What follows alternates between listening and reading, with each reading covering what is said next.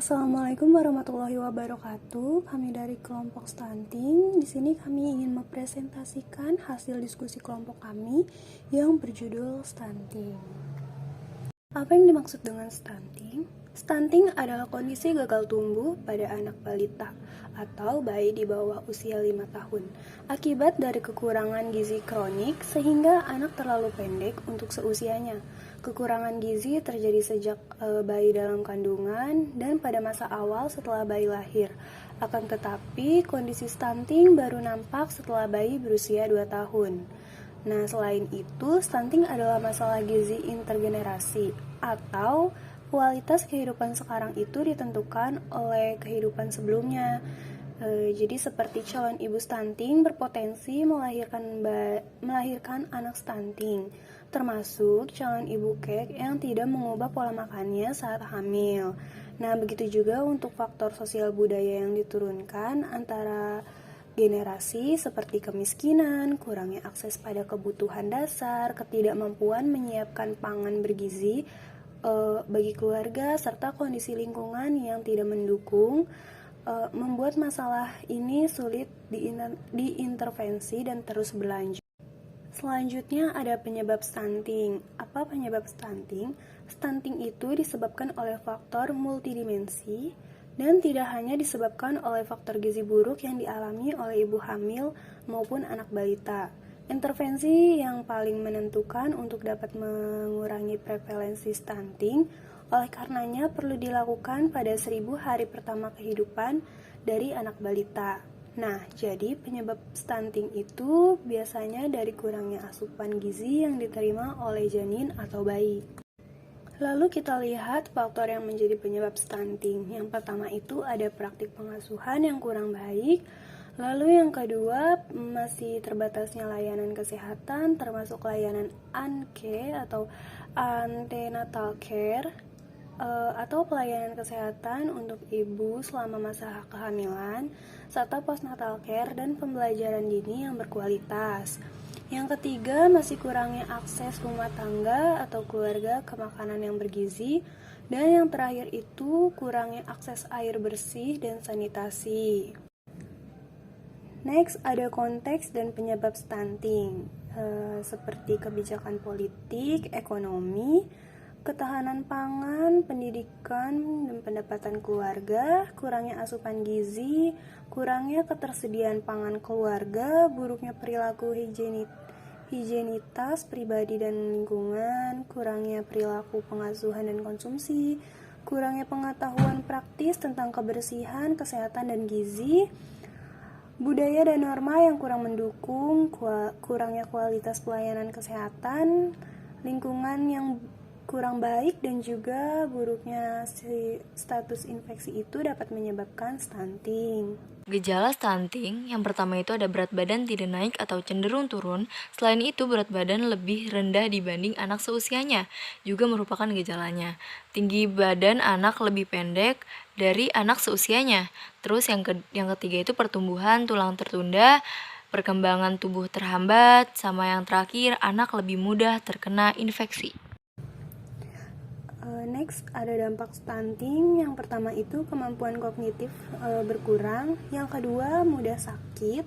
Yang ketiga, saat tua beresiko terkena penyakit yang berhubungan dengan pola makan. Yang keempat, fungsi tubuh menjadi tidak seimbang. Yang kelima, mengakibatkan kerugian pada ekonomi. Dan yang terakhir itu, postur tubuh tidak maksimal saat dewasa nanti. Nah, selanjutnya, stunting itu dapat dicegah. Gimana sih cara mencegah stunting itu? Yang pertama, memberikan ASI dan MPASI. Lalu, yang kedua, akses air bersih dan sanitasi. Yang ketiga, pemenuhan gizi bagi ibu hamil. Dan yang keempat, memantau pertumbuhan bayi dan balita di posyandu. Selanjutnya, ada prognosis dari stunting. Stunting dapat memiliki prognosis yang baik jika mendapat intervensi yang cepat dan tepat. Prognosis dapat menjadi buruk apabila anak mengalami penyakit penyerta seperti infeksi. Nah, stunting yang terjadi dapat diintervensi pada 1000 hari pertama kehidupan. Masih dapat memiliki prognosis yang baik.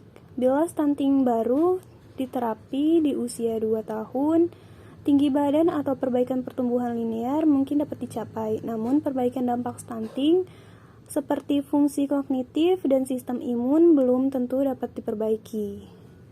Stunting yang diterapi di usia setelah masa pertengahan kanak-kanak dan setelah pubertas biasanya tidak responsif terhadap terapi.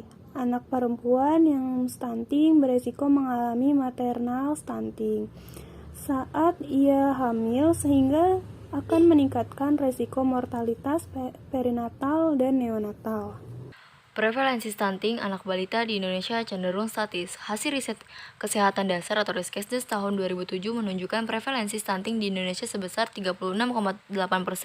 Pada tahun 2010 terjadi sedikit penurunan menjadi 35,6%, namun prevalensi stunting menjadi meningkat pada tahun 2013, yaitu menjadi 37,2%. Presentasi ini hampir sama dengan jumlah balita stunting di Ethiopia. Berdasarkan hasil pemantauan status gizi atau PSG tahun 2015, prevalensi stunting di Indonesia adalah 29%. Angka ini mengalami penurunan pada tahun 2016 menjadi 27,5%, namun kembali meningkat menjadi 29,6% pada tahun 2017. Ini merupakan data prevalensi stunting berdasarkan data SPG tahun 2017.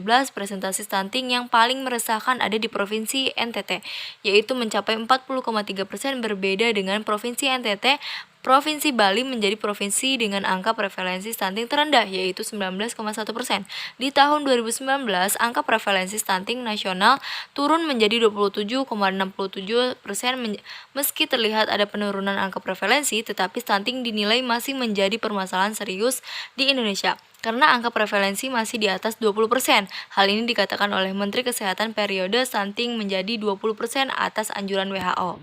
Kerangka penanganan stunting itu ada intervensi gizi spesifik atau berkontribusi 30%, yaitu intervensi yang ditunjukkan kepada anak dalam 1000 hari pertama kehidupan atau HPK. Kegiatan ini umumnya dilakukan oleh sektor kesehatan. Intervensi spesifik bersifat jangka pendek. Hasilnya dapat dicatat dalam waktu relatif pendek. Kalau untuk intervensi gizi sensitif berkontribusi 70%. Intervensi yang ditunjukkan melalui berbagai kegiatan pembangunan di luar sektor kesehatan. Sasarannya adalah masyarakat umum, tidak khusus untuk 1000 HPK. Kegiatan yang ideal dilakukan untuk melaksanakan intervensi gizi spesifik dapat dibagi menjadi beberapa intervensi utama, yang dimulai dari masa kehamilan ibu hingga melahirkan balita. Yang pertama itu ada intervensi gizi spesifik dengan sasaran ibu hamil. Yang kedua itu ada intervensi gizi spesifik dengan sasaran ibu menyusui dan anak usia 0-6 bulan. Yang ketiga ada intervensi gizi spesifik dengan sasaran ibu menyusui dan anak usia 7-23 bulan. Kerangka intervensi stunting yang direncanakan oleh pemerintah yang kedua adalah intervensi gizi sensitif. Kerangka ini idealnya dilakukan melalui berbagi kegiatan pembangunan di luar sektor kesehatan dan kontribusi pada 70% intervensi stunting. Sasaran dari intervensi gizi spesifik adalah masyarakat secara umum dan tidak khusus ibu hamil dan balita pada 1000 hari pertama kehidupan atau HPK. Kegiatan yang dapat dikontribusi pada penurunan stunting melalui intervensi gizi spesifik itu ada apa aja sih? Yang pertama itu ada menyediakan dan memastikan akses terhadap air bersih. Yang kedua itu ada menyediakan dan memastikan akses terhadap sanitasi, melakukan fortifikasi bahan pangan, menyediakan akses kepada layanan kesehatan dan keluarga berencana atau KB, menyediakan jaminan kesehatan nasional atau JKN, lalu ada menyediakan jaminan persalinan universal atau JAMPersal, memberikan pendidikan pengasuh pada orang tua, memberikan pendidikan anak usia dini atau PAUD universal, memberikan pendidikan gizi masyarakat, memberikan edukasi kesehatan seksual dan reproduksi, serta gizi pada remaja, menyediakan bantuan dan jaminan sosial bagi keluarga miskin, meningkatkan ketahanan pangan dan gizi. Program pemerintah terkait stunting itu memberikan makanan tambahan atau PMT balita gizi kurang oleh Kementerian Kesehatan atau Kemenkes melalui Puskesmas dan Posyandu. Terkait dengan intervensi gizi sensitif yang telah dilakukan oleh pemerintah melalui K atau L, terkait beberapa diantaranya adalah kegiatan sebagai berikut. Ini sama seperti yang di slide sebelumnya ya teman-teman, seperti kayak menyediakan dan memastikan akses pada air bersih melalui program PAM-SIMA, terus menyediakan dan memastikan akses pada sanitasi, melakukan fortifikasi bahan pangan, menyediakan akses kepada layanan seperti KKB, menyediakan jaminan kesehatan nasional.